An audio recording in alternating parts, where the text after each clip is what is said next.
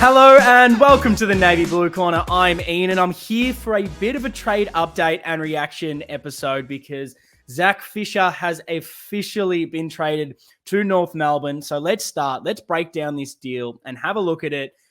In this one, it wasn't maybe the straightforward Zach Fisher for a pick in the end. It's gone a bit more convoluted, and I'm going to break it down and see if this is a good deal for Carlton. Now, in this, North Melbourne, they obviously receive Zach Fisher, but they also receive Carlton's first-round pick for 2023, pick 17. But in return, Carlton get pick 21 and 25 in this year's draft. And honestly, as I said, it wasn't the deal I think we all expected, but the issue with just receiving a pick back from North Melbourne is that Carlton, Nick Austin, and myself, Carlton fans, we weren't really happy with what it was looking at the start. North kind of offering that third-round pick 44, which they end up using in the Dylan Stevens deal.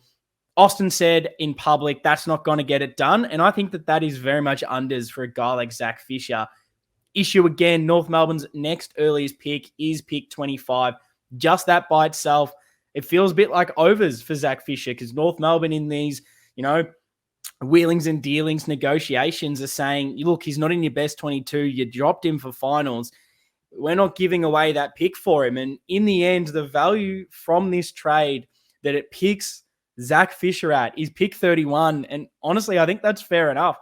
In this, North Melbourne, they're going to be pretty happy. They get Fisher. They bring in a highly valuable pick there, pick 17, moving up in the draft because they've got a plethora of draft picks. They don't need the amount that they currently have. They're also potentially looking to trade up to that number one spot, get Harley Reid in. They're wanting talent as high as possible in the draft.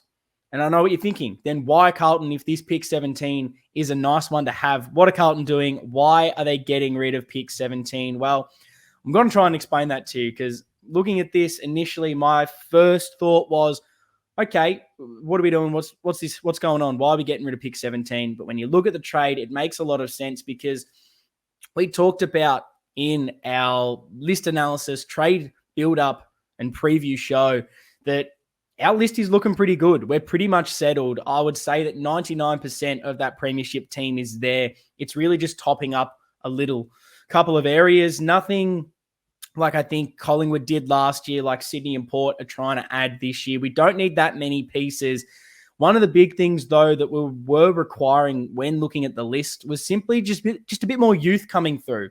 Feels as if those under 23, we don't have a lot of them because in the last previous seasons, we've really been trading out those first-round picks, bringing in guys like Sard, like Adam Chera to bolster up the core of the list. And now that that's all done, it's kind of time to really target the draft and add in a few of those little pieces to keep the youth developing through like we saw last year with a Hollands, a Binns, and a Cowan. We kind of got to do that again. But when you looked at the picks we had, it was pick 17. The next best was pick 69. Great sounding pick. Love that we've managed to get that. Unfortunately, with a few things going on with academy selections, that we're not going to be able to hold on to that pick. But when you're trying to add youth in the draft, it's too big a gap. That's not enough going on. And it didn't also allow us to maneuver a lot to bring in players. We gave away a second-round draft pick. We've given away a third last year. You need to replace that. And with that, we've basically moved back 4 places, only 4 from 17 to 21. That's not too bad. But when you look at it, we've kind of brought it from 69 all the way up to 25. Now, that is 44 picks that we've ended up moving up in the draft, if you look at it that way. For me, that's a massive positive. And what this kind of allows us to do and why it was so important for a guy like Nick Austin here, the list manager, to get creative, to try to offer something up was we've got a couple of different avenues we can go down now. We can either take 2 solid players in the draft, which is definitely better than just the one at 17 and nothing in between that and 69. And also, in particular, what I really like about having 2 in the top 25 is when I've kind of ranged the draft class at the moment, I kind of see picks 15 to 30 kind of all over the place in the sense that previous years, it's been easy to maybe see the tiers in the draft. It's kind of, okay, 15 to 20 is solid. These are the guys you need to pick in that range. And then it drops down to 20 to 25 and 25 to 30. This year's draft, there is a little bit of that, but it feels a lot more open. It feels as if you could pick someone at pick 30 and they might be as good as the guy you're getting at 15. It's not solid and defined for me. So I don't mind us potentially having 2 top 25 picks there, 2 chances to try and get that superstar in. And again, it's only 4 places back. It's not that bad in such a compromised draft. I think getting 2 attempts at it works really well to add in more youth this year. And let's say we've done that strategy. I think that that's a tick for me. Apart from that, let's have a look at what else we can do with this. We can keep one of those picks, whether it's 21 or 25, and then we can use the other pick in a trade deal to acquire some more talent. We've been talking about that high half forward, bringing in some speed, or whether it's another small forward, small medium-sized marking, goal-kicking forward. It allows us now to actually have some draft capital to make a deal happen, because the issue we know when looking at future picks, we kind of want to hold on to a lot of those, knowing we've got the Campriali twins coming through. There's 2 of them we have to bid and match for next year. You don't want to leave yourself in the scenario where you've traded out future picks to try and get back into the 2023 draft. And all of a sudden next year, you got to keep doing the same, topping up from the futures. You kind of want to get settled. You don't want to do too much of that, so you're not just hurting yourself in the future when clubs go, hang on a minute, I'm not going to give you my second round pick because maybe I want one of these twins to play for me and you guys can't match it currently. Why am I going to come to the table? So I think this works really well in allowing us to still have a top 25 pick in this year's draft. But then also, if we are looking to wheel and deal, bring another player in, we finally got some capital to make that happen. And the other, I guess, more exciting way of looking at this is we can actually use 2 of these picks now to potentially move higher up the draft board. Geelong's pick 8 is the one that it looks like we're potentially trying to make a deal happen for. If we're able to now use 2 picks to move higher up, I think that that's a really smart play. And I know some have suggested, well, okay, let's say the argument here is that we're looking to trade up. We're trying to get that pick 8. Why not just keep pick 17? Because 17 is better than 21. It's better than 25. Surely if a team's looking to move back, they wouldn't want to move past that pick 17. Why would they want to move 4 spots further away? And I think what that allows us to do when looking in the particular example of Geelong, which is where the murmurs sound like they're going, is Geelong want future picks. They have set aside the 2024 drafters where they want to hit. They maybe don't rate this draft as much from their standpoint. They're looking to maximize 2024. And honestly, when I've looked at what I have from both years' draft classes at this stage, I'd say next year's is better than this current crop, particularly because this year's start is so heavily compromised with the Gold Coast Academy picks that's going to sort of ruin everything. And North just getting so many concessions as well. It's not ideal. You keep getting pushed back. Why not focus on 2024 instead? So what that allows Carlton to do in this instance is, instead of us maybe having to give up, let's say, a future first round pick that is pick 17 again, just for an example, giving up 2 pick 17s for pick 8, we can now give away picks 21, a future, and we've still got pick 25 there in this year's draft, and now I've also got pick 8. So we're still using 2 in the top 25, but we've got better picks. I think it just allows a lot more maneuverability rather than just being stationed with that pick 17 and not being able to split it or do a lot with it. I like where this is going. So I'm going to take a bit of a look and deep dive into what this option could mean for us and what a deal maybe looks like happening. So as I said, let's go pick a future first round next year. Let's say it's 17 again and pick 21 for pick 8. And I think that's overs currently. Points-wise, would say that's overs because the first and pick 21 equals 1,903 points. Let's throw in a future third that allows us, again, more of those points for the Campriali twins. That would mean if we're looking at Geelong finishing in the same spot, it's pick 8 this year, it's pick 50 next year. That equals 1,824. So close to the 1,903 that our picks are. But seeing as we're trying to get a better pick, we want that top 8 pick.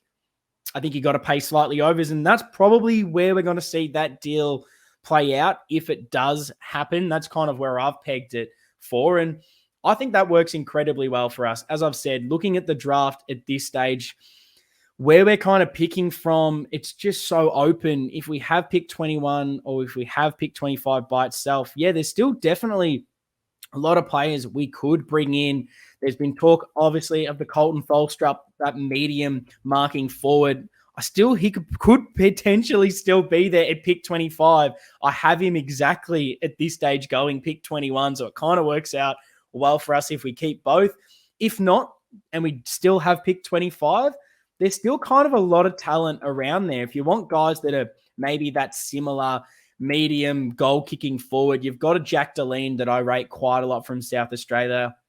A little bit on the smaller size, but he just seems to be able to make something happen out of nothing. If you watched his under 18 carnival, definitely a lot to like from this kid.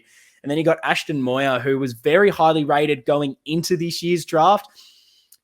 This season hasn't been amazing. He's been quite inconsistent, but there's still a lot of potential there for him to go into the midfield, to be a forward that impacts the scoreboard. Again, someone in that later 20s range that we'd still hopefully be on the board there. And it also allows us to look at and address other needs. I still think that there's a lot of talent here. You could have a look at maybe a Cooper Simpson type. He's a midfielder with a little bit of dash, which I quite like, and it just bolsters maybe losing a guy like Paddy Dow, losing an Ed Curnow. You could look for a Cohen Sanchez, he's quite small, but he's still quick, can play as that midfielder. He spent a little bit time forward as well. So does that work really well for that mid-forward pace that we're after? Apart from that, you can also look at maybe a Logan Morris. He's a 192 centimeter key forward, adds to the developing stocks with a Harry Lemmy, or look again towards the midfield with a Charlie Edwards, who's been a bit of a late draft bolter second half of the season, playing some really good football. I still think there's a lot of value around that pick 25 in the earlier stages of the second round. So I think there's definitely a lot for us to do there. But if we're able to trade up and get that pick 8, that's just going to be so much better, because for me, after that top 10, it really kind of drops off. There's a little bit of that tier kind of 10 to 15. Apart from that, it's kind of anyone's guess for me. So I like the idea of us trying to trade up, get as much as we can, but still have that pick 25 to see what we can bring in and continue to have some youth developing here. And I'm excited. Let me know what you think on that one, whether we should be taking both to the draft or whether we should be trying to get Geelong's pick 8, what you like, what gets the deal done. Keen to know your thoughts and whether you think that this Zach Fisher deal is right, because he doesn't want to be there. He wants to play more midfield time off the halfback, best 22. He's just not getting that currently at Carlton, with the assurity of 4 years rather than just the 2. Allows him to play AFL for probably most of his career. He might get to 30 that way, whereas it maybe wasn't looking likely in that sense, playing for Carlton. So I do not begrudge him for going. The other thing, as I mentioned, that we could do with this, changing the picks, splitting 17, getting 21 and 25, both teams incredibly happy with this deal, is bringing another player in.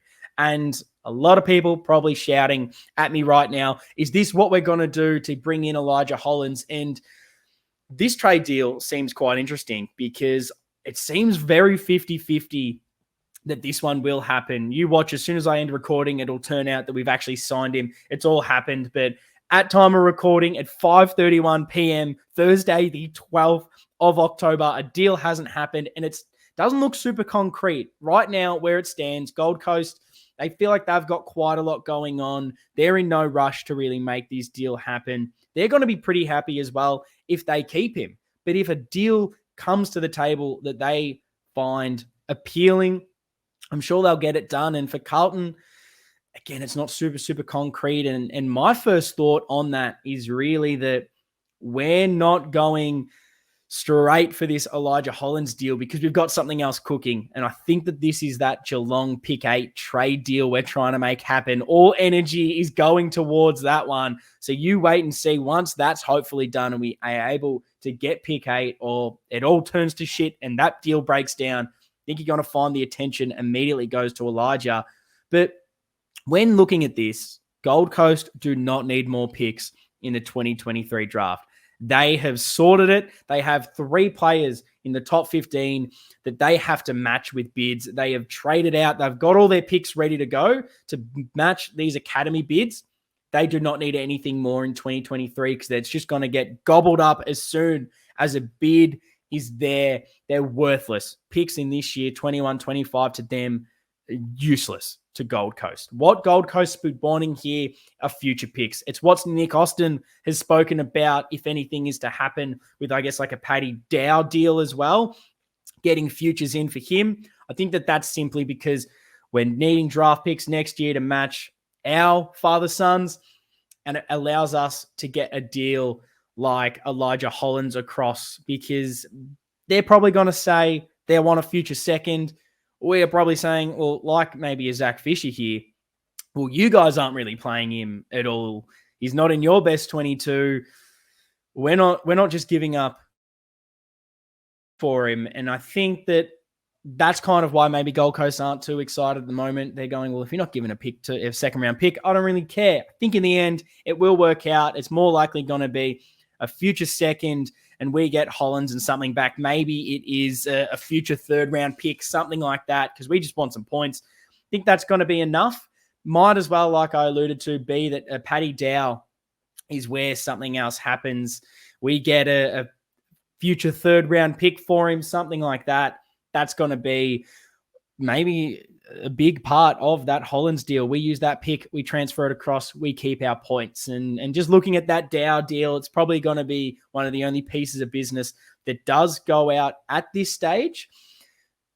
Some people are saying, and I want to cover this while I'm here, while I'm chatting and yabbering along, is that, hey, we're trying to move up here in the draft board for a Geelong pick. Maybe in the Paddy Dow deal, instead of getting a late pick, let's put up 21 and down and get Saints pick 13. And okay, let's see what that equates value-wise. Because Paddy Dow and pick 21 for Saints pick 13 basically evaluates Paddy Dow as pick 46. Early third rounder. I think that that's actually perfect value. Much like the Fisher trade, pick 46 equated to feels like Dow's value. Makes a lot of sense for Carlton. However, makes no sense for St Kilda. There is no rhyme or reason why St Kilda would be wanting to trade back from pick 13 all the way to pick 21. They don't get any future picks in this, like a Geelong deal would include. They're just moving back for the sake of getting Paddy Dow, and we know how harsh Sauce is. He's going to be looking back going, mate, I'll just pick him up in the preseason. I'm not giving away too much. So that's why I think that deal is really going to be those future picks that help us get those points for the Twins, helps us in a potential trade for Hollins. Austin himself has said that it's going to be future picks. He needs to get creative this offseason, and that's what I like. And that's why I like this deal, this Zach Fisher deal. We're getting rid of a player that's a bit of surplus to requirements. We only had picks 17 and 69 to deal with. Now we've got 21, 25, and we've still kept 69 there waiting. We can do things. Let me know. Do you want us to trade it with Geelong? Do you want us to take both to the draft? Who do you want us to pick up if you have been following? Keen to start getting a bit of draft content in there if anyone's keen for that. Or do we use one in the draft and use the other to acquire some other assets? If so, who are you wanting to bring in? Who do you want us to look at in the trade period? I'm keen to get your thoughts. Drop them in the comments below if you're on YouTube, or if you're listening in audio, podcast form, head over to the socials at Navy Blue Corner. Links are in the show notes. So you can just, you're one click away, basically, and let us know there in DMs or tweet at us, whatever you need to do. The last thing I will leave you with, because I've gone for a while, so I said this would be a little quick episode. Let's make it longer. The other thing that I wanted to touch on just quickly is ruck talk. Not something we've been linked with, not something I think we will cover, but I said in our list analysis episode, I think we're still slightly light on in ruck. We saw what happened this year. De Koning goes down, Pitternet goes down, and it's Sauce and Lewis Young in the ruck. How bad's this? I still think we need to bring someone in there. What's surprising for me right now is you've got Scott Lysett and Sam Hayes, both from Port Adelaide, haven't been tabled contracts as things stand, out of contract, ready to be picked up by a suitor. feel like if I'm playing AFL 23, which I can't at the moment because the game doesn't work, but if I was able to be playing that game, I'd be looking to be bringing in one of those guys. And it's real life, so I actually hate all that. So both of those guys are basically on the market. Any club can pick them up and make maybe a trade deal, or even looking like it could be a delisted free agent for maybe at least one of them, with Jordan Sweet coming across, Port looking like they're also trying to get an Ivan Soldo across. Could mean one or both are gone from the club. And looking at those guys, if they want to be depth play, if they want to be somewhere on a list, and I'm looking more at Hayes than a Lycett, because I think Lycett's going to be wanting to playing somewhere. And if he's third cab on the rank at Carlton, I just don't see him wanting to say yes to that. I'm sure there's another club he can be at least a backup. But Sam Hayes was third behind a Bryn Teakle, who's been delisted, another one I brought up. I think Hayes or a Teakle, if we need another ruckman onto this list, at least for a year, while O'Keefe and Murkov are still developing, and we've got a list spot, keep your eyes peeled, because that's kind of the move that I would be doing to address the ruck situation. Let me know your thoughts on that one. Thought I'd tease that at the end, but I may be doing a few more of these trade reaction episodes if there are any big deals that happen. If anything crazy happens with the Paddy Dow one, I'll be back. If we end up bringing in Elijah Hollands, or who knows who we might bring in, or if we manage to get that pick 8 prized away from Geelong, I'll be here. So make sure you subscribe, you follow wherever you listen or watch us, so you never have to miss it, so you don't have to be searching the socials to get that done. I'll be here reacting to all the trade news, and we'll be breaking it down right at the end of the trade period with a trade review episode. But that is going to wrap up this episode. Let me know your thoughts on everything I've covered. Do you like the deal? Do you think it works? Drop it in the comments. Let us know at Navy Blue Corner. But that's going to wrap this episode up. Up the bloody baggers. See you guys next time.